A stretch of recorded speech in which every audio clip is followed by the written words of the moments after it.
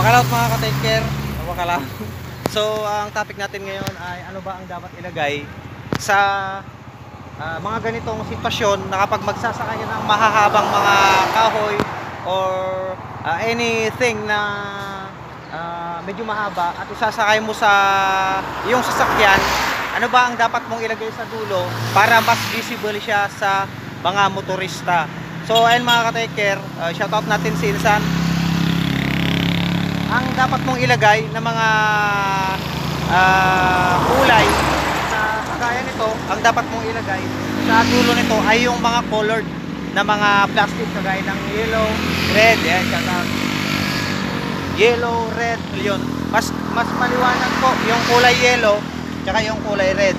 Ayan, para mas visible po siya sa mga motorista na dumadaan dito sa kalsada para hindi kanila tutukan at mabangga yung iyong likuran.